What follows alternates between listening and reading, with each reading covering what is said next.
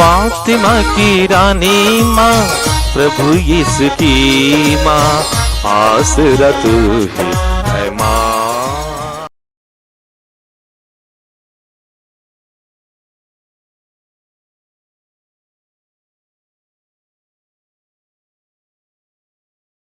पहला पाठ सुक्ति ग्रंथ अध्याय 30 पद संख्याएं 5 से 9 तक।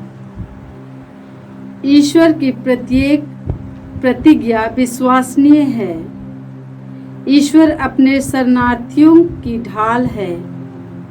उसके वचनों में अपनी ओर से कुछ मत जोड़ो, कहीं ऐसा ना हो कि वह तुमको डांटे और झूठा प्रमाणित करे। मैं तुमसे 2 ही वरदान मांगता हूँ, उन्हें मेरे जीवन काल में ही प्रदान कर। मुझसे कपट और झूठ दूर कर दे। मुझे ना तो गरीबी दे और ना अमीरी, मुझे आवश्यक भोजन मात्र प्रदान कर। कहीं ऐसा ना हो कि मैं धनी बनकर तुझे अस्वीकार करते हुए कहूँ, प्रभु कौन है? अथवा दरिद्र बनकर चोरी करने लगूं और अपने ईश्वर का नाम कलंकित करूं। प्रभु की वाणी। ईश्वर को धन्यवाद। भजन अनुवाक्य। तेरी शिक्षा मेरा पथ आलोकित कर देती है। तेरी शिक्षा मेरा पथ आलोकित कर देती है।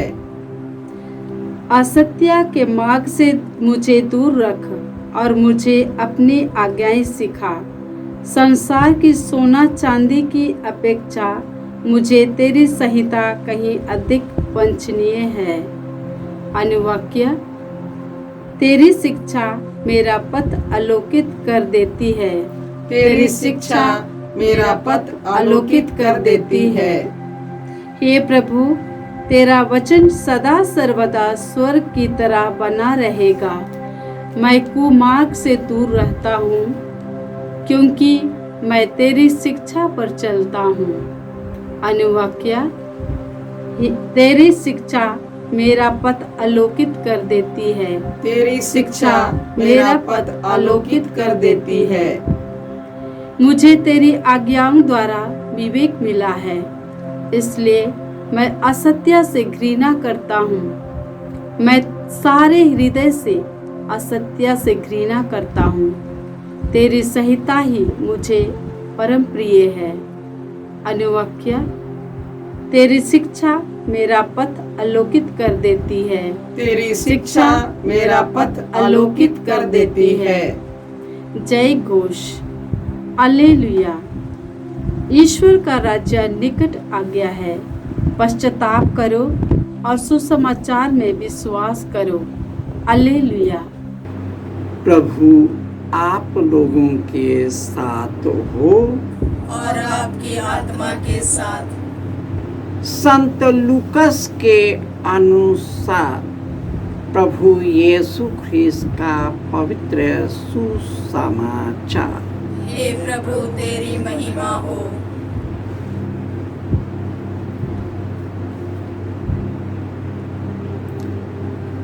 अध्याय 9 पद संख्याएं 1 से 6। यीशु ने 12 को बुलाकर उन्हें सब अपदूतों पर सामर्थ्य और अधिकार दिया और रोगों को दूर करने की शक्ति प्रदान की।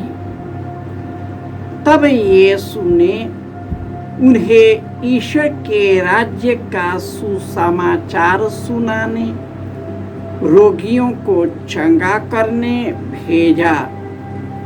उन्होंने उनसे कहा, रास्ते के लिए कुछ भी न ले जाओ, न लाठी, न झोली, न रोटी, न रुपया। अपने लिए 2 कुर्ते भी न रखो। जिस घर में ठहरने जाओ, नगर से विदा होने पर वहीं रहो। यदि लोग तुम्हारा स्वागत न करें तो उनके नगर से निकलकर उन्हें चेतावनी देने के लिए अपने पैरों की धूल झाड़ दो।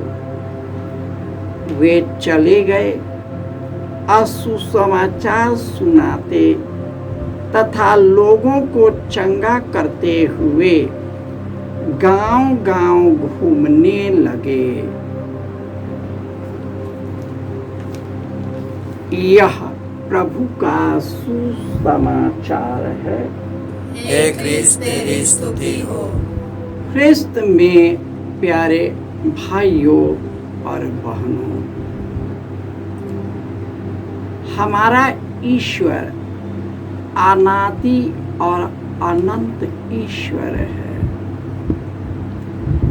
उनकी शिक्षा हमें आलोकित करता है। वह हमें असत्य के मार्ग से, इस संसार के चीजों से सदा सदा बढ़कर है।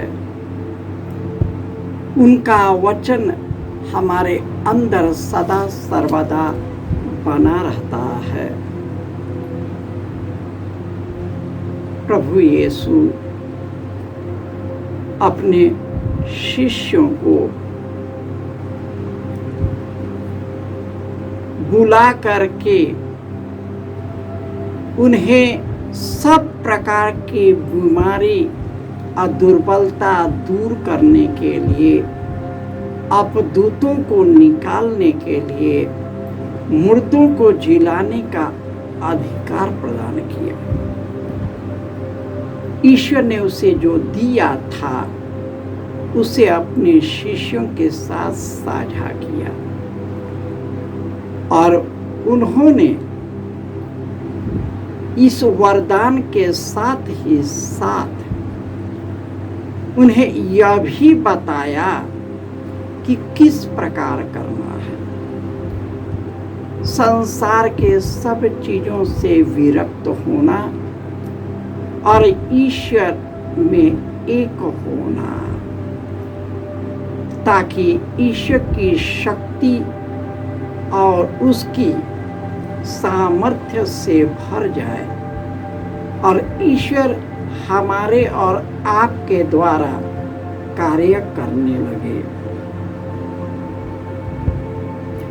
ईश्वर हमारा ढाल है। उसके वचन हमें शक्ति प्रदान करता है और वही हमारे जीवन प्रदान करता है। ईश्वर ने हमें धनी बनाया है, इसलिए ईश्वर ने जो हमें दिया है उसे एक दूसरे से साझा करना है। विशेषकर जो हम संपत्ति का दुरुपयोग करते हैं, शराब और नशे में और कई प्रकार के गलत चीज़ों में इस्तेमाल करते हैं, खून खराबा में, लड़ाई झगड़े में, युद्ध में जो हम लगाते हैं, एक दूसरे की सेवा में लगाना है। अन्यथा हम कितना भी मजबूत और बड़ा इस दुनिया में क्यों न हो, हम प्रधानमंत्री, राष्ट्रपति या उच्च स्थान में क्यों न विराजमान है, लेकिन हम नीरा मनुष्य ही है। हमें सेवा करने का जो उत्तरदायित्व दिया गया है, उस उत्तरदायित्व को सबों को निभाना है। हर एक व्यक्ति कहीं न कहीं एक दूसरे पर शासन करता है, इसलिए हमें ईश्वर की आत्मा से भरने की जरूरत है। पवित्र आत्मा के दानों और वरदानों से भरने की जरूरत है। और जिस प्रकार यीशु के शिष्य आत्मा द्वारा संचालित होकर जीवन जीने लगे, यीशु खुद उनके द्वारा कार्य करने लगे। जो यीशु ने किया है वह कार्य हम लोगों को सौंपा गया है और हमें करने के लिए शक्ति और सामर्थ्य से भर दिया है, लेकिन हम दुनिया की सांसारिकता में बह जा रहे हैं। फादर सिस्टर सब सांसारिकता में बहते जा रहे हैं। वचन में कोई विश्वास नहीं, प्रार्थना में कोई विश्वास नहीं। जो भी कर रहे हैं व्यक्तिगत नाम के लिए करते हैं। हमारा नाम लोगों से आगे आए। ईर्ष्या की भावना है। ख्रिस्तियों में एक दूसरे के साथ ईर्ष्या है, एक दूसरे से लड़ पड़ते हैं, कट मिलते हैं। इस दुनिया को प्राप्त करने के लिए कुछ भी कुकर्म करने को तैयार है। अंत में हम इस दुनिया को छोड़ जाएं, कुछ भी मेरा साथ नहीं रहेगा। लेकिन हम जो ईश्वर के वरदान से जीते हैं उसी को हम साथ लेकर जाएंगे। बाकी सब इस दुनिया में समाप्त हो जाएगा। आज के सुसमाचार में जिस प्रकार प्रभु यीशु अपने शिष्यों को चुन लिया और उन्हें स्वर्गीय शक्ति से भर दिया, पवित्र आत्मा से भर दिया, चंगाई करने, अबदूतों को निकालने, मृतों को जिलाने, सब प्रकार की कमजोरी, बीमारी दूर करने का अधिकार प्रदान किया, ताकि उसके द्वारा हम सभी एक दूसरे के साथ एक बने रहे, हम भी मुक्ति पाए। अब मेरे साथ साथ जितने भी भाई बहन हैं सब मुक्ति पाए। हम लोग सुनते हैं कि मसीह अब आने वाले हैं। नहीं आएंगे। कब आएंगे? जब तक सब मनुष्य को अपनी ओर आकृष्ट कर न ले और सब मनुष्य उनकी ओर मुड़ न जाए, तब तक यीशु नहीं आएगा। कई लोग डराते हैं, गलत शिक्षा देते हैं। अब आ रहे, अभी, अरे कभी आएगा। केवल मेरे लिए नहीं आएगा, जो गिरे हैं उनके लिए भी आएगा, जो भटक गए हैं उनके लिए भी आएगा। लेकिन तभी आएगा जब सब कोई उनकी ओर उन्मुख न कर ले,